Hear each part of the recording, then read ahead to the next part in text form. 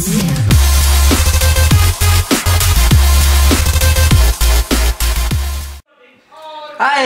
Ritter Gaming her.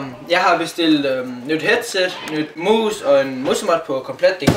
Og det er en Razer Deadheader 2013 mus. Og jeg har lige fået den i dag, så tænker jeg lige vil lave en unboxing med dem. Så har han lavet Logitech G35 headset. Det er fucking fedt. Og en musemod fra SteelSeries. Det var lige til lige hørt. Han styrer kameraet og det hele. Og det hele det er simpelthen fra komplet.dk. Får en dejlig stor kasse. Kommer til at være nede i beskrivelsen.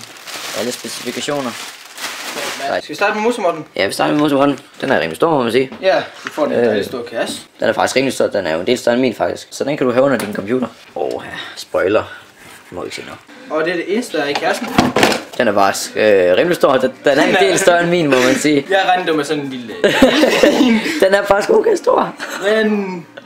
Ja, man lige sætter den op til sådan en hylde her. Ja, den er rimelig stor. En lille smule stor. Men det er kun godt, for så kan den komme under din computer. Ja. Så er den ikke så stor igen. Starter vi den her. Så tager vi musen. Der ligger en dejlig behandling her, yes. Ja. Og... Prøv lige at se den. Der kan du åbne den. Ja. Så kan du prøve at holde den. Nu kan se musen. Og sådan ser kassen ud. Ja, og musen får en dejlig kasse. Ja, dejlig holdbar. Ja, her står lidt om funktioner om den. Ja, der står blandt andet det med, at den har 6500 dpi og sådan noget, så den kan i hvert fald følge med skærmen, og skærmen bliver lidt bedre. Det er en dejlig mus, må man sige. Og det er sådan noget stof udenom ledningen. Der har jeg hørt, at det skulle være rigtig godt. Og ellers her, der har vi bare manualer, som normalt følger med til de her produkter her. Så nu kommer vi nok til noget af det allerbedste, som ligesom gør, at ens bitrate og ens lyd, den bliver en del bedre, må man sige. Det er simpelthen headsetet Logitech G35. Og det kommer ind i en lille pose med lidt huller. Luftning. Yes. Jeg har jo haft, men nu kan jeg lige huske hvordan. Er ikke noget, du skal tage den ud her? Jo, du skal lige åbne her. Nå ja, sådan der. Der er også manual med. Det er fedt. Det vil jeg bruge til noget. Sådan der, og der sidder der sådan nogle headbuffers, som man lige vil pakke ud nu her.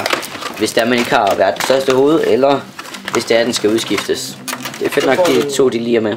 2 ekstra med. Der må man ikke bruge for i starten. Jeg har haft mit i et år, så jeg har stadig ikke brug for dem. Så det er fint nok. Og der er dejligt headset. Dejligt, solidt headset. Og det er det, jeg har optaget mange af mine episoder med.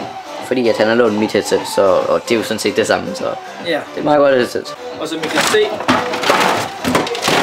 og nede i kassen er det desværre ikke mere. Så er der ikke mere tilbage. Det var simpelthen alt for den her unboxing her, og nu vil Ritter Gaming selvfølgelig takke af. Moin, og vi ses næste gang. Yes, hej.